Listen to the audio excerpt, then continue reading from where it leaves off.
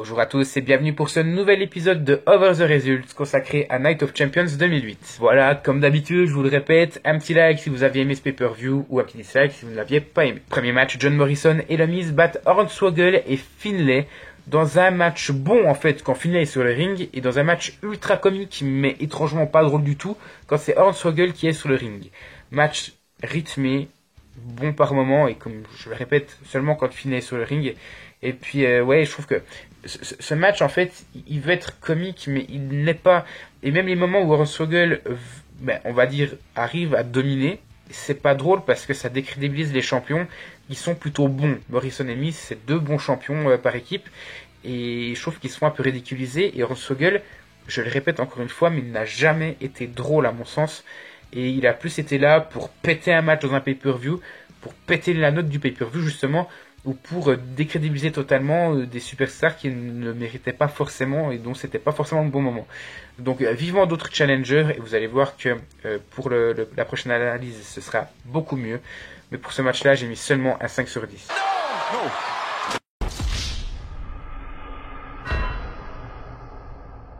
Deuxième match, Matt Hardy bat Chavo Guerrero dans un bon petit match, mais sans plus, pour conserver son titre des États-Unis. Le match est énormément rythmé et étrangement dominé par Chavo Guerrero, parce qu'il faut quand même avouer que Chavo Guerrero est largement plus petit que Matt, même largement moins épais, si je peux dire ça comme ça.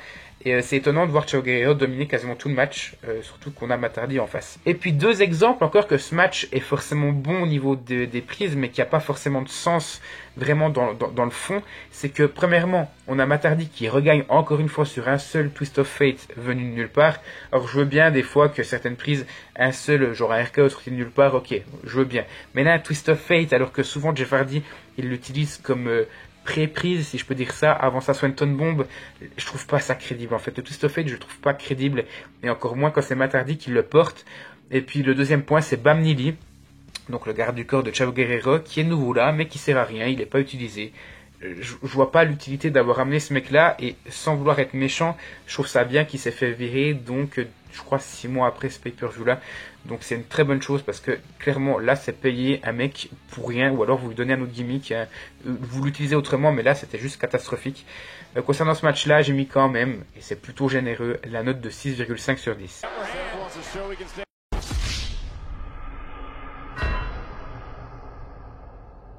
Troisième match, Mark Henry bat Kane et Big Show pour devenir le nouveau champion de la ECW dans un match alors étonnamment agréable à regarder.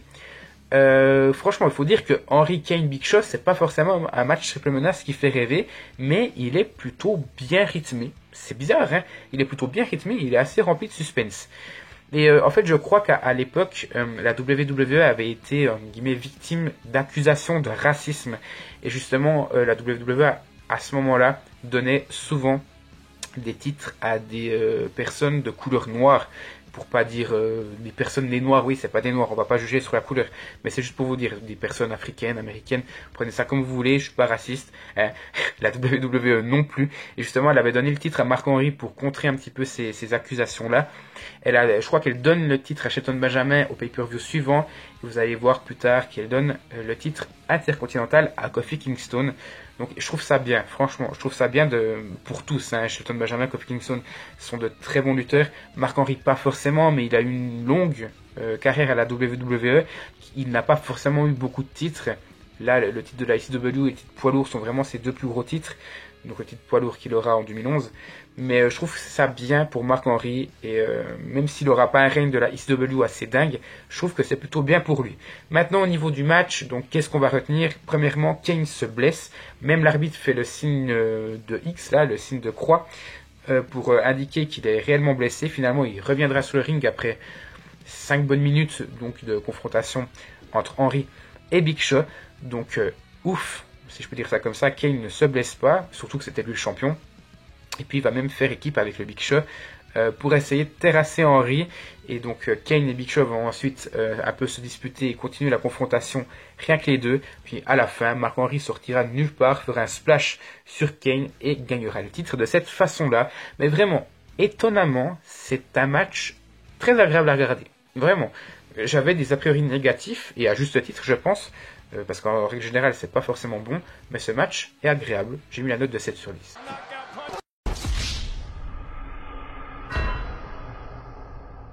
Ah, quatrième match, Cody Rhodes et Ted DiBiase Jr. battent Hardcore Holly et Cody Rhodes. Oui, vous allez me dire, j'ai dit 2 fois Cody Rhodes.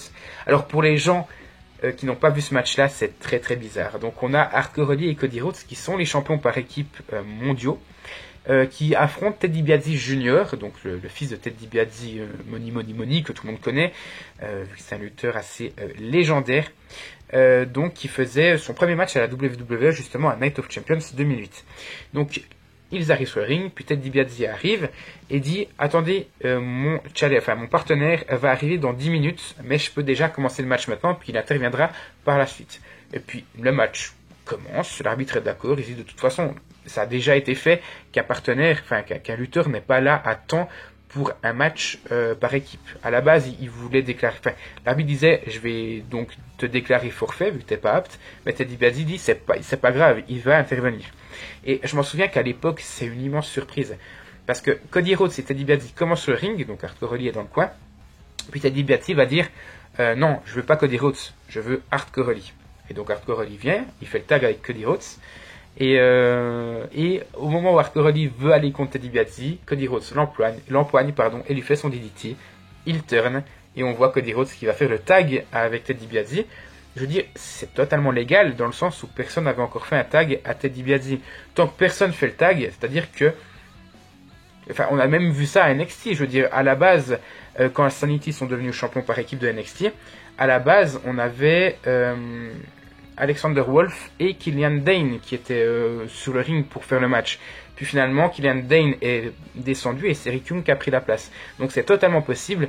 Et donc Cody Rhodes fait le tag à Ted DiBiase qui fera sa prise de finition sur Hardcore Holly et donc qui deviendront les nouveaux champions. Donc Cody Rhodes, il viendra nouveau champion alors qu'il l'était déjà, mais c'est avec une autre équipe, donc il deviendra pour la deuxième fois champion par équipe, cette fois-ci avec Ted DiBiase. Pour moi, c'est un coup de génie, un coup de poker. Je peux pas le noter parce que le match dure 30 secondes. Mais franchement, c'est un beau coup de génie, une belle surprise. Et pour son premier match à la WWE, Ted DiBiase Jr. gagne un titre. Chapeau, rien à dire, je suis emballé.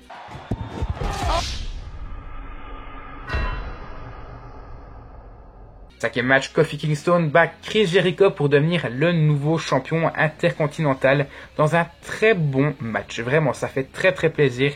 Kingston qui amène un certain rythme et puis Jericho qui nous fait du Jericho, un des meilleurs lutteurs au monde. Vraiment, très très bonne opposition. Et puis on a le finish qui est tout autant incroyable que le match, j'ai envie de dire. On a Shawn Michaels donc qui venait de se faire attaquer donc quelques semaines auparavant par Chris Jericho qui avait effectué donc son heel turn. Je sais pas si vous vous souvenez, pour les gens qui avaient vu, Jericho qui avait envoyé la tête de Shawn Michaels dans le Geritron et Shawn Michaels était blessé à son œil droit, je crois. Donc il revient, il va porter un Switching Music à Lenscade, donc qui accompagnait Jericho. Et ça va permettre justement de distraire Chris Jericho. Au moment où il va se retourner, Kofi Kingston sera là pour l'accueillir avec un Trouble in Paradise, donc sa prise de finition. Et donc va remporter pour la première fois de sa carrière le titre intercontinental. Donc là c'est une grande surprise également. Donc je trouve que dans ce match il y a tout. Il y a le ring, il y a Shawn Michaels qui intervient, il y a une sorte de controverse, il y a de la surprise. Pour moi c'est très très bon. J'ai mis un 9 sur 10.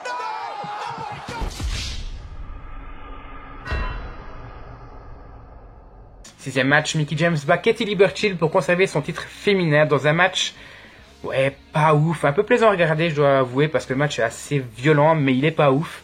Pourquoi le match est violent? Parce qu'on a Katie Lee Burchill, donc je sais pas si vous vous souvenez d'elle, c'était Winter à la TNA, donc qui avait fait un très très bon run à la TNA en tant que championne, j'ai de très bons souvenirs. Mais à la WWE, ça a été un petit peu un fiasco, vu qu'elle était accompagnée de son frère Paul Burchill, dans une gimmick un peu malsain, voyant frères et sœurs se rapprocher, c'était vraiment malsain je trouve. Mais Katie Lee Burchill est britannique, donc elle a un catch assez violent, et là, à ce niveau-là, je trouve que c'est plutôt bien agréable à regarder, parce qu'elle a un catch vraiment très très sec. Mais après au niveau du match, le match déjà dure 7 minutes, ce qui est pas ouf. Et il n'y a pas grand chose, c'est un peu une coquille vide, si je peux de nouveau utiliser cette expression là. J'aurais aimé voir plus. Mickie James conserve donc son titre féminin, mais j'aurais aimé voir plus. Pour moi il se passe pas grand chose, d'où ma note, un 4,5 sur 10.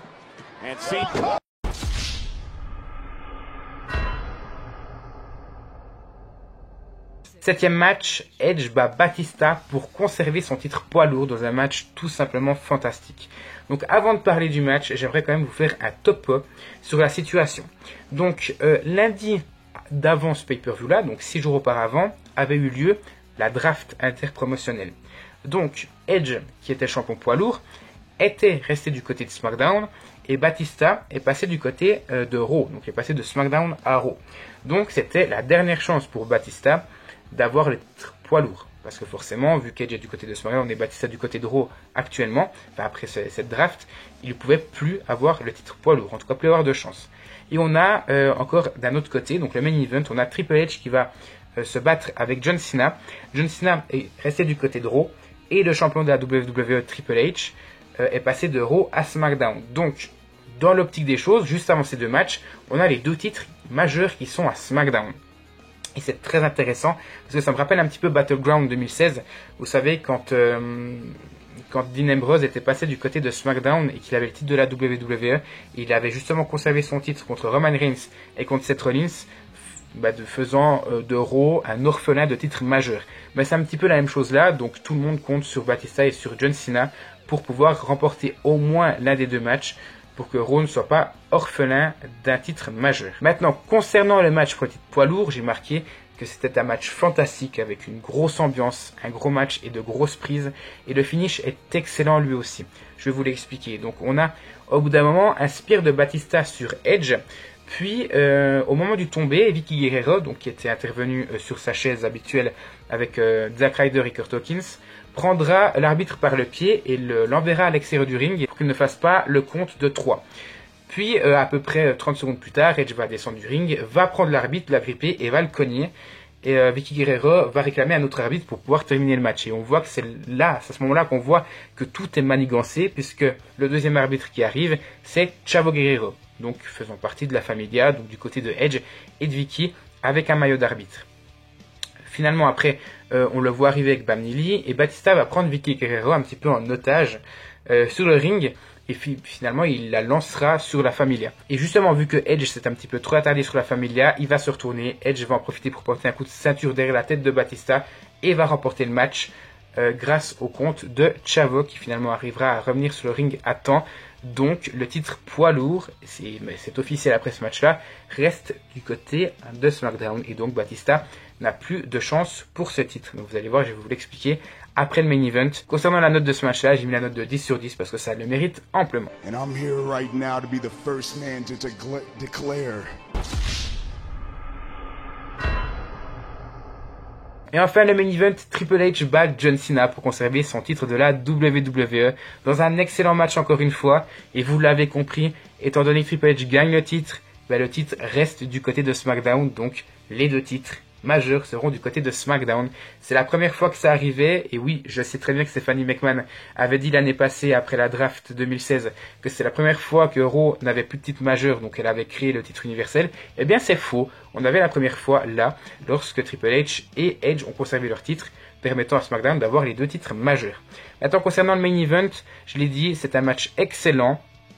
Et où Cena et Triple H ont vraiment chacun leur moment de domination dans ce match-là. Cena allant même s'acharner sur la jambe gauche de Triple H, alors que c'était pas du tout dans ses habitudes de lui affaiblir et de s'acharner sur un endroit du corps. Il va même aller à l'extérieur du ring, sur le coin, pour pouvoir tabasser la jambe gauche de Triple H sur le coin du ring. Donc c'est vraiment pas habituel de Cena d'employer ce genre de technique. Voilà, c'est pour un titre et ça ne fait pas de lui un heel. Finalement, il faudra 2 pedigrees pour battre Cena, tandis qu'un double A n'aura pas été suffisant pour battre Triple H. Mais vraiment, le match dure proche de 20 minutes, j'ai plus le temps en tête, mais proche de 20 minutes. Et il est très bon, donc j'ai mis la note de 9,5 sur 10 pour ce match-là. Et puis juste pour la petite anecdote, pour votre culture générale, si vous ne suivez pas la WWE en 2008, oui, les deux titres majeurs étaient du côté de SmackDown, mais à Raw, au lendemain de ce pay-per-view, Edge va venir narguer une dernière fois donc le roster de Raw sur le ring en disant que Raw n'a plus de titre et qu'il va se barrer à SmackDown avec le titre poids lourd. Finalement, Batista interviendra lorsque Edge voulait quitter le ring, le tabassera, puis CM Punk, faisant partie de Raw et étant Mr. Money in the Bank, viendra cacher sa mallette contre Edge pour reprendre le titre et le ramener du côté de Raw. Donc le titre de la WWE sera à SmackDown après ce Raw-là, et le titre poids lourd sera du côté de Raw. Donc Raw aura été orphelin d'un titre majeur seulement 24 heures. Voilà.